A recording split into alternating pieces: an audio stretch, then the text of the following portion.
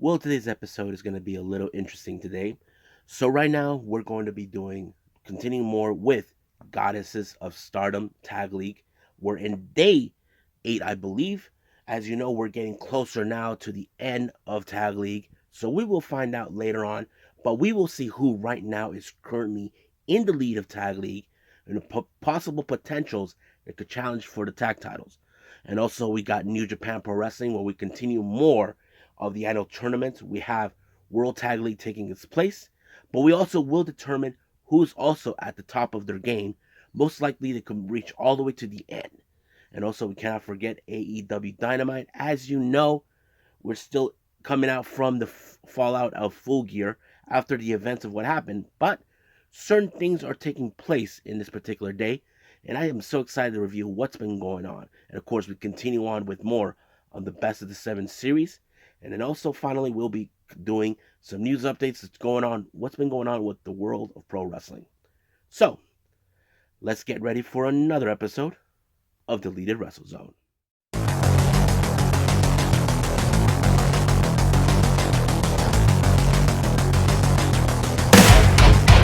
Are you ready?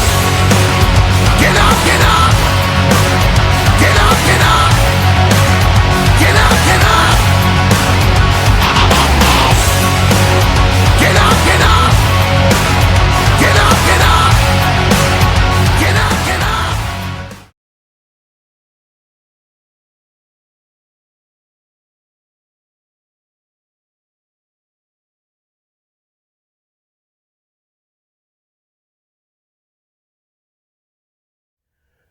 Welcome everybody to the Deleted Wrestle Zone, all things that is pro wrestling with AEW, NXT, New Japan Pro Wrestling, Impact Wrestling, the National Wrestling Alliance, various promotions, wrestlers, matches, and championships.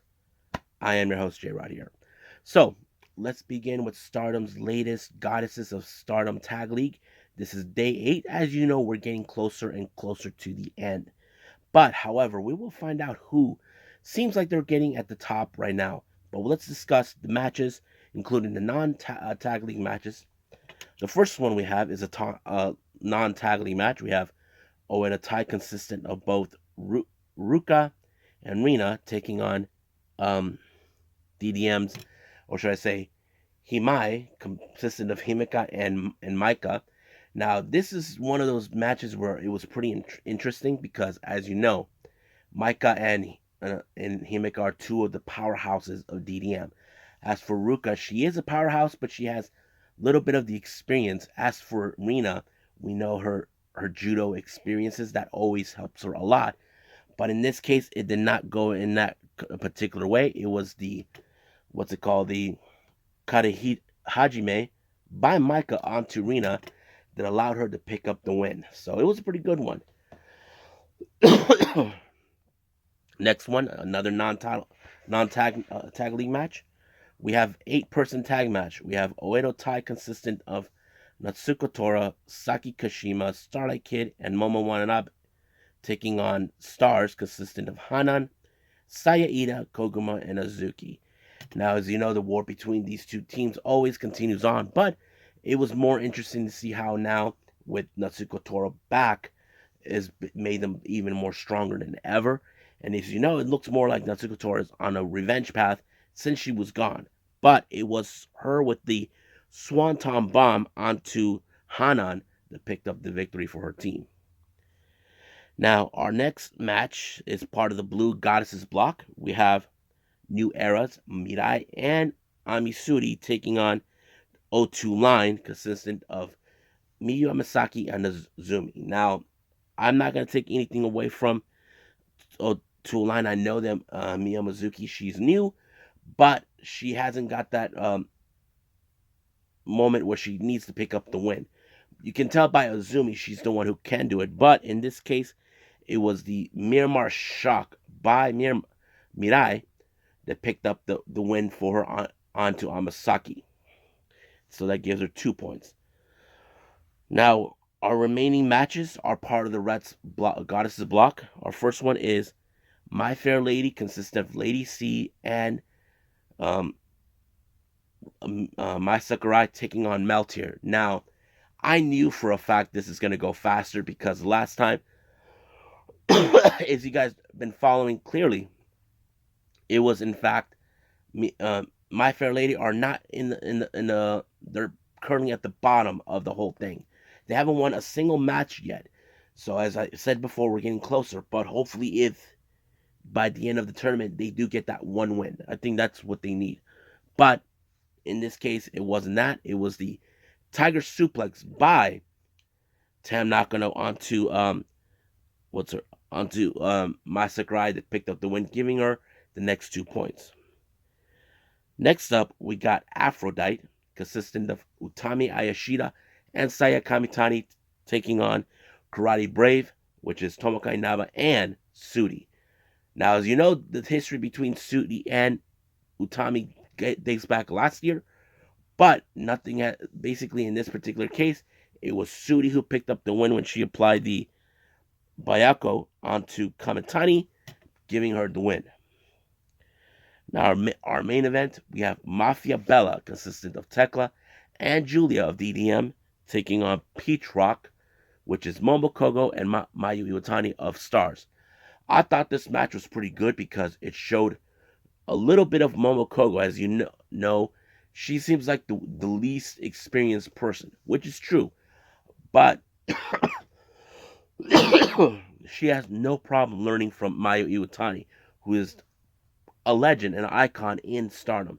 But it was Mayu Iwatani who picked up the win onto Tekla when she applied, of course, the moonsault. And that gave them the 2 points. But an added bonus, because they won, Mayu decided to give the microphone to Momo to close out the show. And I don't think Momo Kogo has ever closed down a show before, but I think it was a pretty nice experience. Now let's talk a little bit about the point systems. This is what's going on. Meltier currently has 6 points with 3 wins and 1 loss. Oh, um, Peach Rock only one win and 2 losses. Aphrodite 4 wins and 1 loss with total points of 8. Same thing with Mafia Bella, so they're tied with them. Um, as I said before, My Sakurai and Lady C, My Fair Lady, they're still at 0, no wins at all. They have all 5 losses. Karate Brave, 5 points with 2 wins, 1 loss, and a draw. Similar with Black Desire with 2 wins, 2 losses, and 1 draw. As We Love Tokyo Sports of Fuki and Defa and Saki Kashima, they have only 2 points with 1 win and 4 losses. Now into the Blue Star block. FWC, they have currently 6 points with 3 wins and 2 losses. Wingori only has right now 2 points with 1 win and 5 losses. O2 Line, they currently have 2 points with 1 win and 3 losses. Mahim currently has 8 points with 4 wins and 1 loss. Let's see what else. Kawild, that's Saki and Waka Tsukiyama. They only have 2 points. Now keep in mind on this particular, those 2 points were got on the opening round when Mina was still around before her injury. So basically, Waka took her spot. So that's why the reason they got 2 points. Ever since Waka became like a pinch hitter, she took over at Mina's spot. New Eras, they only have 5 points with 2 wins, 1 loss, and a draw. BMI 2000, they have 8 wins with 4 wins and 2 losses. And 7 Up, 7 wins with 3 wins, 1 loss, and 1 draw. So the way I see it in this particular, hold on a second. In this particular,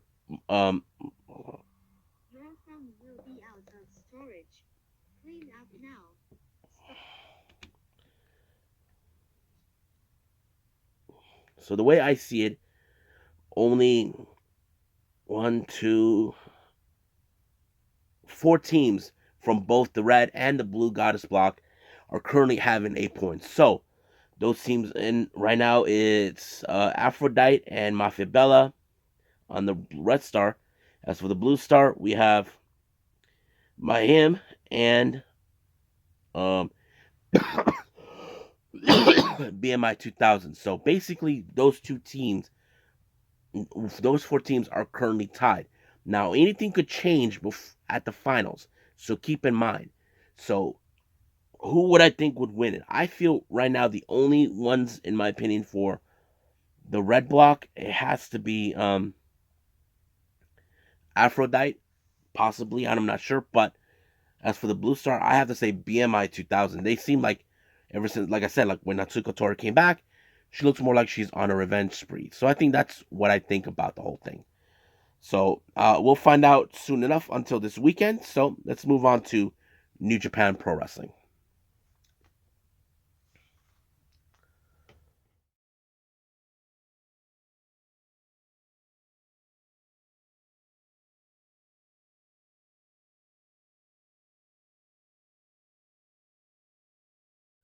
Okay, so let's talk about New Japan Pro Wrestling.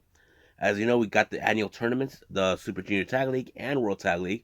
But right now, let's just focus on World Tag League at the moment. Our first match, we have Gabriel Kidd and Alex Coughlin taking on Bullet Club's Chase Owens and Balak Fale. I have to say this one was very impressive because now we have seen Alex Coughlin. If you guys seen him on New Japan Strong, the dude can pick up a heavy hitter, big guy like Fale. We've seen that with JR Kratos. But did we ever think that he was going to do that with Balak Fale? The answer to that, no. But was I happy to see it? Hell yes. But that does not help him at all because he ended up in the package pile driver by Chase Owens, and of course he got pinned by him, giving them their next 2 points. At this point, with their points, Gabriel Kidd and Coughlin they currently are at 0 with no wins so far. As for Bullet Club, only 4 points with 2 wins. Next up, we got the United Empire, consisting of Great Hanare and Great Okan and Aaron Hanare taking on Suzuki Goons, Lance Archer, Everybody Dies, and the King, Minoru Suzuki. I thought this match was a lot of fun because here's the thing. You do not mess around with the King one way or the other. Now, Hanare, I know he has been that tough guy attitude before in the past. Even with him be part of United Empire, I don't think that changed a bit. But I have to say it was very impressive that he almost could have won this match this close, but it was Lance Archer who did a somewhat of a V trigger up on the top corner buckle, but he put Aaron Hanare in the blackout. 1, 2, 3, it's done. So everybody dies. So the United Empire currently has most Khan and Hanare only has 4 points with 2 wins. Suzuki Gun with 6 points with 3 wins. Next match, we have the other members of United Empire Aussie Open, Kyle Fletcher and Mark Davis taking on the House of Torture. Now, as you guys remember last time, the House of Torture were trying to excuse me, persuade the other members of United Empire to surrender when they took Gideon into a hostage. But this time, Show shows up, tries to play mind games, tried to hurt him, but however, that did not work because Great Okan, thank God for him, shows up. But what no one expected out of this is that Yujiro got low blowed by Gideon Gray until the Aussie Open put him in the Coriolis, giving them the pinfall with 2 points. Now here's the kicker. House of Torture, they're the only team right now so far in both sides with no points. Aussie Open, on the other hand, they have 8. So they most likely could make it all the way to the finals because Gideon Gray believes that the other members will make it too. I don't think so. You only have 4 points, but we'll see what happens. Now, our next match, we have uh, TMDK, Shane Haste, and Mikey Nichols taking on LIJ. I thought this match was interesting because, in certain aspects, you would have assumed as a fan that LIJ was going to win. No, I have to say TMDK put their money where their mouth is against LIJ, but it was a pretty impressive match until they pinned Sonata, giving them the next 2 points. So right now, TMDK has 6 points with 3 wins. As for LIJ, only 4 points with 2 wins. Now, our main event, we have the Bebop tag team, consisting of Toru Yano and Hiroshi Tanahashi, taking on Bushiman. Um, what's his name? Yoshihashi and Hiroki Goto. I thought this match was pretty good. Oh, you probably would have seen what will they do the little usual tricks? No, I have to say they straight up fought them normally. No tricks whatsoever because of Yano. Yano may be a bit of a trickster, but he knows that he doesn't want to piss them off.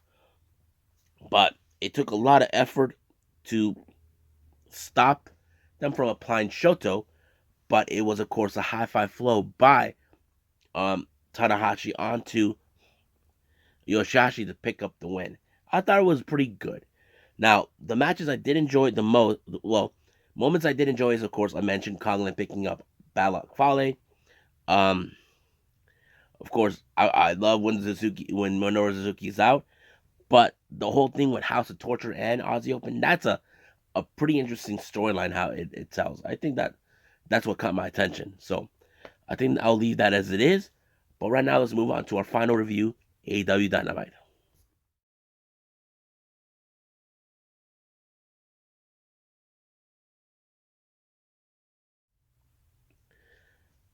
Okay, AEW Dynamite opened up with Jon Moxley throwing his promo. Now, the obvious question does remain, is Jon Moxley 100% after the events of what happened at Full Gear, where he was betrayed by Lord William Regal and sided with MJF? Well, most likely he's not, but I don't think that's going to stop him. So he gives this little speech about him, since we're in Indianapolis, about this place that he used to go there during the old days. And he, even though he does not have the AEW World Title, he does proclaim that he owns the ring. So it's kind of like you're marking your territory in some ways. But he sent a warning to anybody who's willing to step up. And to our surprise, it was the man he put on the shelf. And that is, of course, Hangman Page. Now, we don't know for sure if he's cleared or not, but he shows up. All hell broke loose. They decided to fight it off, beat the hell out of each other. They took it all the way to the platform itself. But later on, they did show that while they were escorting Hangman out, Moxley showed up. They tried to separate them, so it became unclear like how it is. So now we can see this is no longer a story about the title. I think this is more of a story like the Macho Man complex type, if you guys understand what I'm saying. But yeah, that's what I think. Now, our opening match was a rather unique one, but exciting. Dax Harwood going one-on-one against Brian Danielson. Now, we all can agree Harwood is a tag team specialist, but this is out of his comfort zone. So I like what Tony Schiavone tells Taz about. This is a different situation. So he's saying, as a singles competitor, you're all about the cardio and all that. And I have to say, I agree. So I have to say, Dax Harwood did his work in the ring pretty amazingly, despite that this was not a tag team match, but it was a really good one. And I have to say, I like how the maneuver by Brian Danielson he did in order to apply the label lock onto Dax Harwood and force him to tap out. Now, Brian Danielson more honorable than couldn't possibly imagine. Wanted everybody to give Hardwood the standing ovation. Hardwood's about to walk away. Like, no, I'm just joking. So I think Hardwood felt very happy that he gave it his best and he got in the ring with one of the best wrestlers in the world. And I think that tells it all. Now, as you know, Ricky Stark will be at Winter is Coming to face MJF, but he made another blockbuster announcement. As you know, MJF have something he possesses called the Diamond Ring. So, there's a Diamond Ring Rumble, and the winner gets it. So, Ricky Starks made it clear that he's going to enter. It looks like he's developing a feud against MJF. Like, he wants to take everything that he has. Now, is it bold out of him to do something like that? Maybe. But is he asking for a death wish? Perhaps. We won't know until that day when it happens, but we'll find out. Excuse me. Now,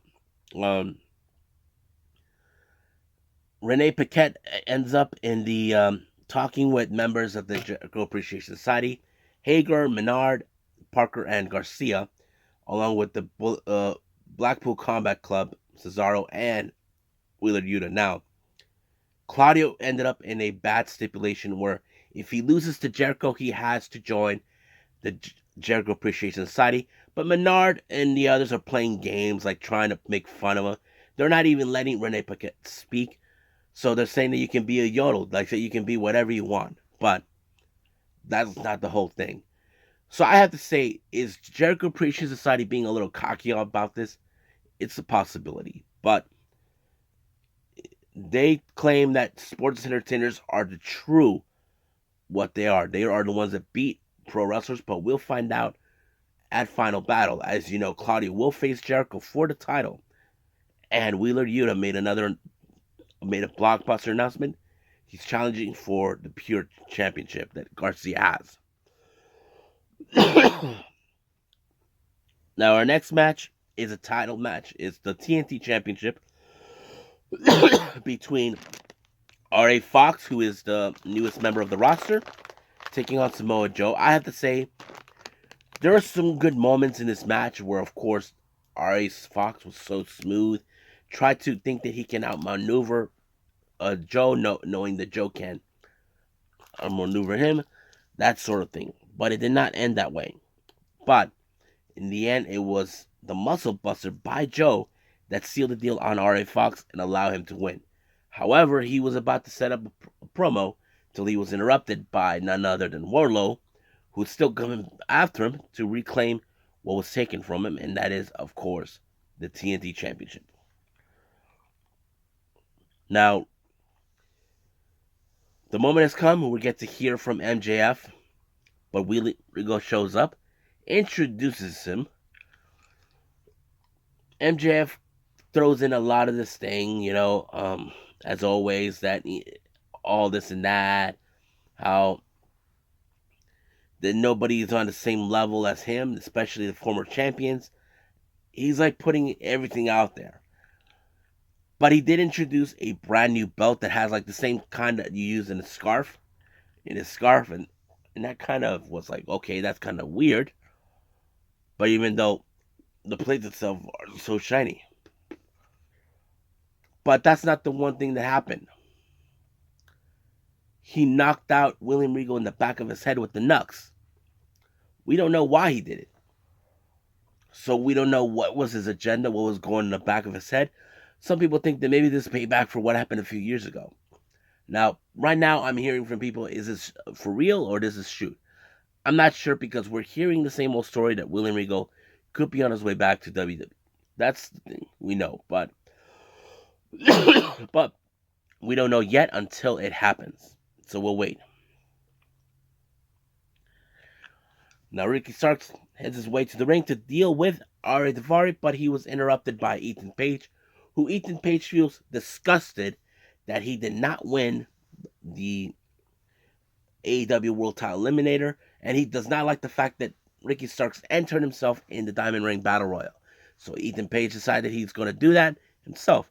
But he paid R.A. Daivari to try to challenge him in order to hopefully that he winds him down, soften him up so he won't have to go. But it did not go well. It just ended right away with the Rochambeau. And yeah, he won. Just like that. But should Ethan Page and Stokey Hathaway should be worried? Yes. Now, prior before that, they had to deal with Matt Hardy, who was causing nothing but problems, but we'll see what happens there, too.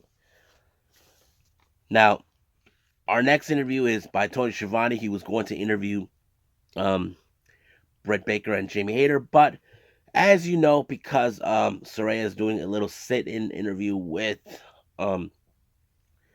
Renee Paquette, Jamie Hayter wants to do the same thing, but this time with Tony Schiavone on Rampage next week on Rampage, I believe. But we'll see how that goes out. Our next match, we have Anna Jay along with Tate Mello taking on Will Nightingale. I thought the match was pretty good. This showed that, Will Nightingale is not here to play, even though she's all bubbly. I think she was a lot of fun. But the X factor here is Ty Mello, who would do anything to drive, ensure that Anna Jay wins the match. But, however, it did not do any good for her because she ended up in the Dr. Bomb winning the match. But one thing that led, Destination Ruby, Ruby, Ruby Soho shows up and kabam, started attacking Ty Mello, then takes out Anna Jay, and then she takes her out more with Destination Unknown in the ramp, and she tells her thank you. So when Ty Mello thought that she got rid of her, her nightmare has come back. I'm sure we're gonna hear her complain, possibly this Friday on Rampage, or next week on Dynamite. Now, I have to say this is the most interesting, funniest interviews I've ever seen. Now, if you guys remember, the factory's been so fixated with Orange Cassidy and the Best Friends. But last time, they got their asses beat, all both of them, by the House of Black. So QT calls out Orange Cassidy, demands a shot of the All-Atlantic Championship, and he goes, okay, no problem. Just like that. And then he said it's not going to be a regular match. It's going to be a lumberjack. No problem. I love it. Let's go. And he's like, he keeps interfering. And then, of course, what I did like is what Taz says. Wow, that was easy. I mean, look, come on. Orange Cassidy, he doesn't care what you say. If you're saying, I want to challenge you, he'll say yes. He won't say no.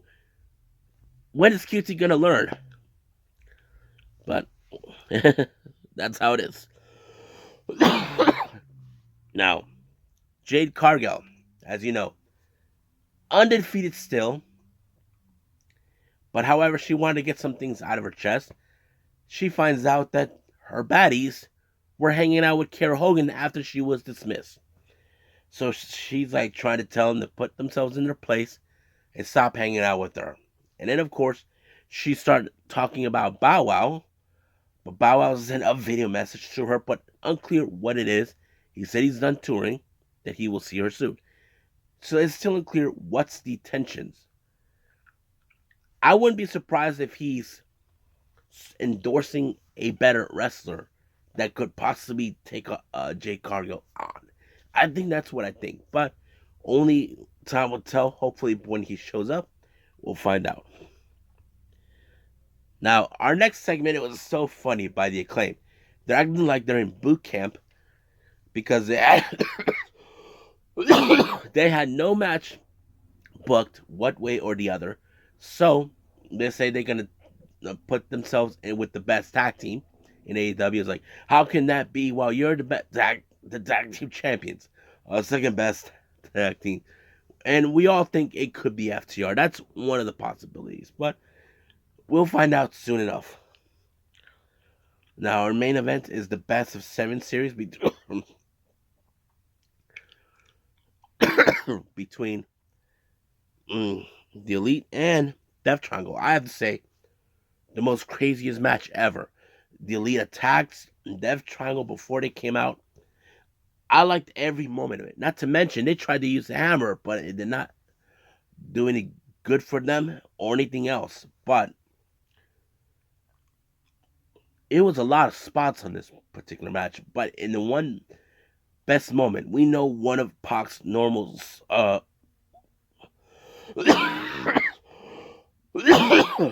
of his arsenals is the Black Arrow, but somehow Nick was able to lift up his knees and he crash landed right there. And 1, 2, 3, Matt Jackson pin Pac, giving them one win so far. So this championship series will continue on. Now I want to make a note here. I did notice that the schedule. I did mention prior before that me and my brother are going to see AEW on January 11th in LA. The last match will take place there, and I think that's going to be an amazing experience for us to take a look. I'm so excited to see how this. So we'll find out what happens in 2 weeks' time in match 4. So I think that's pretty much it. So let's move on with news updates.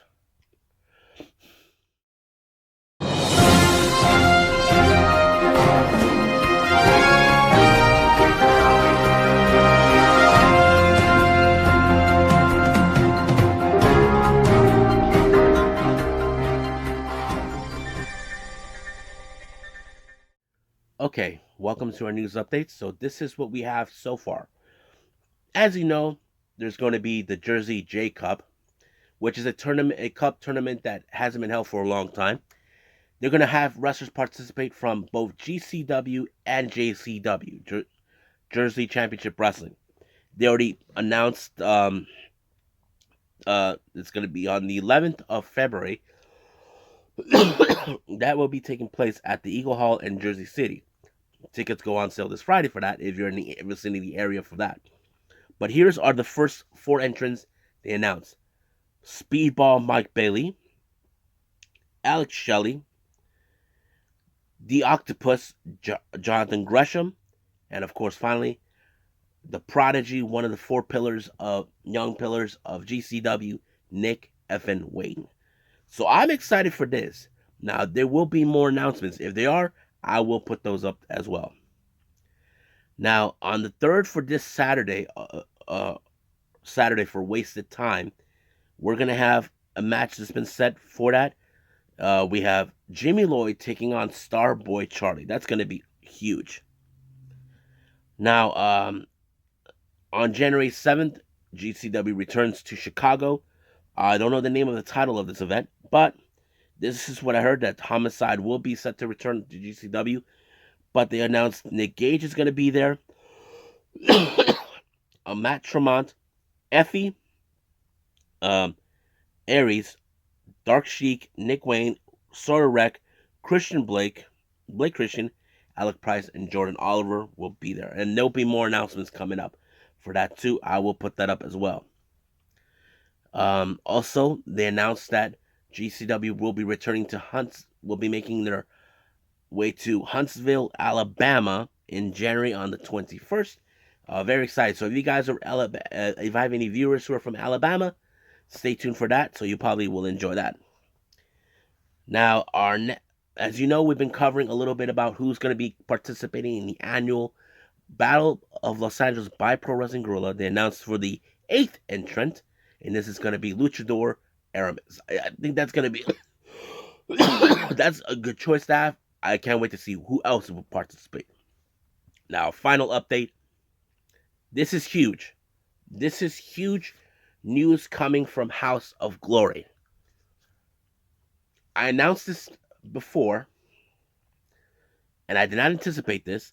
House of Glory announced for the next pay-per-view on the 17th of December, Revelations, it's going to be for the House of Glory Heavyweight Championship between the champion, Jacob Fatu, and the National Treasure, Nick Aldis.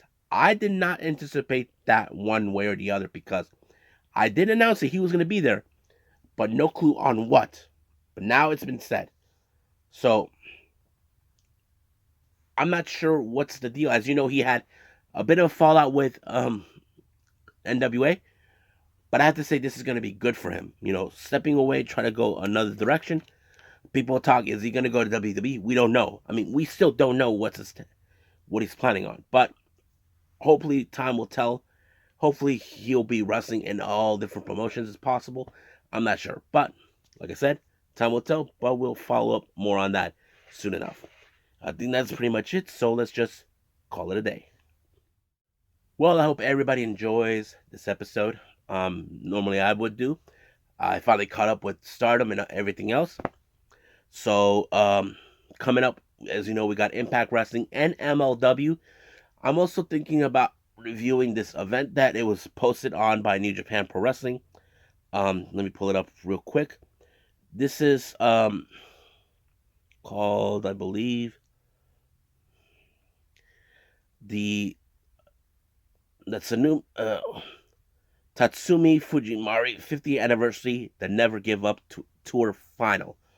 So this guy is a legend in the wrestling business. They call him the Dragon. He's going to be facing against Hiroshi Tanahashi in the main event. A lot of veteran wrestlers will be participating in this.